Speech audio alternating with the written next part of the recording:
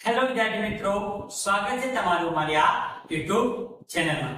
આજે આપણે આ વિડિયોમાં ભણવાના છીએ ધોરણ 7 વિષય ગણિત, જેમાં પ્રકરણ 4 સાદા સમીકરણ, જેમાં આપણે જોવાના છીએ સ્વાધ્યાય 4.2 નો દાખલા નંબર 1। આપણે આ વિડિયોમાં સ્વાધ્યાય 4.2 નો દાખલા નંબર 1 ભણવાના છીએ। જો તમે મારી ચેનલમાં નવા હો તો સૌપ્રથમ ચેનલને સબસ્ક્રાઇબ કરી બેલ આઇકોનને ઓન કરી દો, જેથી તમને આવનારા વિડિયોનું નોટિફિકેશન મળી રહે। અને જો વિડિયોની ક્વોલિટી ડાઉન લાગે તો ઉપર સેટિંગમાં જઈને ક્વોલિટી વધારી દો, જેથી તમને વિડિયો સ્પષ્ટ જોઈ શકાય। તો જોઈશું આપણે બાળકો સ્વાધ્યાય 4.2 નો દાખલા નંબર 1 શરૂ કરીએ। જોઈએ આપણે શું કીધેલું છે કે ચલને અલગ કરવા માટેનું પ્રથમ પગલું કહો અને ઉકેલ શોધો। અહીં આગળ આપણને કેટલાક સમીકરણો આપેલા છે। શું આપેલું છે? આપણને સમીકરણ આપેલા છે। આમાં શું કરવાનું? ચલ શું કરવાનું? આપણે અલગ કરવાનું। શું કરવાનું? ચલ અલગ કરવાનું। એના માટેનું પ્રથમ પગલું કહેવાનું અને ત્યારબાદ આપણે ઉકેલ શોધવાનો। હવે ચલ કોને કહેવાય? તો સમીકરણમાં તમને જે પણ એબીસીડી નો મૂળાક્ષર દેખાય એ શું કહેવાય? ચલ। અહીંયા આપણને x આપેલો તો x ને શું કહેશું? આપણે ચલ કહીશું। તો ચલને અલગ કરવા માટે આપણે શું કરીશું? તો આપણે પહેલું શું આપ્યું છે? x - 1 બરાબર 0। આપણે ચલને અલગ કરવો છે એટલે કે એકલો x રાખવો છે, અહીંયા -1 વધારાનું છે। તો શું કરીશું? આ -1 ને આપણે કઈ બાજુ મોકલી દેશું? તો જમણી બાજુ। આ -1 ને આપણે જમણી બાજુ મોકલી દેશું તો શું થશે? x એટલું થઈ જશે। તો આપણે લખીશું પ્રથમ પગલું શું આવશે? પ્રથમ પગલું -1 ને જમણી બાજુ મોકલ। -1 ને કઈ બાજુ મોકલતા? જમણી બાજુ। તો શું થશે? x બરાબર આ -1 પેલી બાજુ જાય તો શું થશે? 0 તો અહીંયા આગળ છે જ ઓલરેડી। -1 પેલી બાજુ જાય તો શું થઈ જાય? પ્લસ। યાદ રાખવાનું, કોઈ પણ સંખ્યા હોય એટલે કે કોઈ પણ સમીકરણ હોય એમાં જો કોઈ સંખ્યા માઈનસ હોય એને બરાબરની પેલી બાજુ આપણે મોકલ તો કેવી થઈ જાય? પ્લસ। કેવી થઈ જાય? પ્લસ। પ્લસ હોય તો માઈનસ થઈ જાય। ગુણાકારમાં હોય બરાબરની પેલી બાજુ મોકલી તો ભાગાકારમાં જાય। ભાગાકારમાં હોય અને બરાબરની પેલી બાજુ મોકલી તો ગુણાકારમાં જાય। તો આપણે -1 ની પેલી બાજુ મોકલી તો કેવા થઈ ગયા? પ્લસ। તો x બરાબર 0 + 1 એટલે કેટલો જવાબ આવશે? 1 જવાબ આવે। ત્યારબાદ પૂછો આપણે બીજા નંબરનું x + 1 બરાબર 0 આપેલા। શું આપણું બાળકો? આપણને x + 1 બરાબર 0। હવે આપણે આ 1 ને દૂર કરવા પડશે, કેમ કે આપણે એકલો x જોઈએ, એકલો ચલ જોઈએ। તો આપણે 1 ને શું કરીશું? આપણે પહેલા શું કરીશું? આપણે જમણી બાજુ મોકલીશું। તો પ્રથમ પગલું લખીશું 1 ને જમણી બાજુ મોકલતા। જમણી બાજુ મોકલ। હવે આપણે x ને શું કરીશું? જમણી બાજુ મોકલશું। આપણે 1 ને જમણી બાજુ મોકલશું। 1 આગળ કેવા છે? પ્લસ। હવે 1 ને આપણે જમણી બાજુ મોકલ તો કેવા થઈ જશે? માઈનસ। અહીંયા કે 0 છે તો ઓલરેડી 1 પેલા જાય તો માઈનસ। તો x બરાબર 0 માંથી -1 જાય, -1 જાય તો જવાબ કેટલો આવે? -1 જવાબ આવશે। તો આપણો જવાબ આવો થયો x બરાબર -1। જોશું આપણે ત્રીજા નંબરનું x - 1 બરાબર 5। તો શું કરીશું? આપણે ચલ એકલો રાખવા માટે આ -1 ને આપણે બરાબરની પેલી બાજુ એટલે કે જમણી બાજુ મોકલીશું। તો લખીશું આપણે -1 ને જમણી બાજુ મોકલતા। જમણી બાજુ મોકલતા, બરોબર। શું કર્યું આપણે બાળકો? -1 ને જમણી બાજુ મોકલ્યા। તો જોઈએ x બરાબર 5 જમણી બાજુ હતા જ આપણે -1 ને પેલી બાજુ મોકલ તો કેવા થઈ જાય? પ્લસ।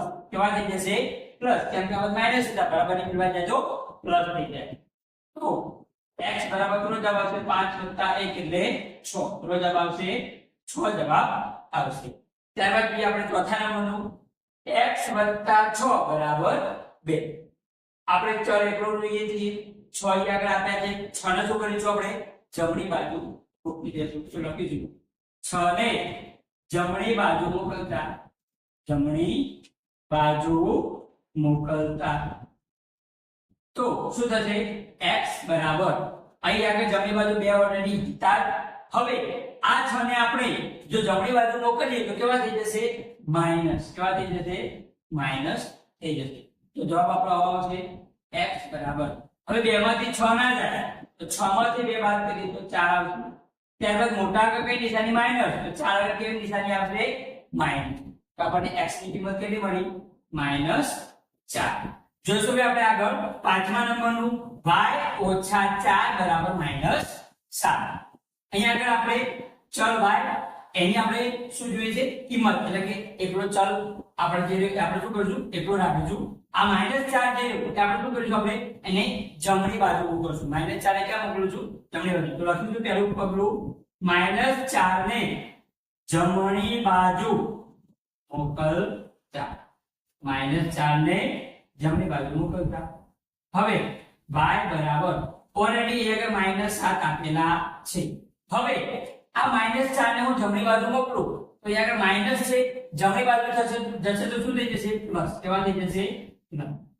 તો y બરાબર આ માઈનસ આ પ્લસ માઈનસ પ્લસ શું થાય માઈનસ તો 7 માંથી 4 જાય તો કેટલા વધે 3 માઈનસ પ્લસ માઈનસ તો બાદબાકી કરવાની 7 માંથી 4 જાય તો 3 વધે મોટા આગળ કઈ નિશાની માઈનસ બાળકો શું આવશે માઈનસ તો y ની કિંમત કેટલી મળી બેટા -3 મળી હવે જોઈશું આપણે છઠ્ઠા નંબરનો બેટા y - 4 બરાબર 4 અહીંયા આગળ આપણે ચલ y એકલું રાખવાનું બરાબર એને અલગ પાડવાનું તો આ -4 ને શું કરીશું આપણે બેટા જમણી બાજુ મોકલી દઈશું તો લખીશું -4 ને જમણી બાજુ મોકલતા -4 ને જમણી બાજુ મોકલતા હવે શું કરીશું હવે તો y બરાબર અહીંયા આગળ 4 આપેલા છે ઓલરેડી પહેલાથી આ -4 જે રહ્યા એને આપણે જમણી બાજુ મોકલશું તો માઈનસ છે તો કેવા થઈ જશે પ્લસ થઈ જશે તો y બરાબર 4 + 4 એટલો જવાબ આવે 8 કેટલો આવે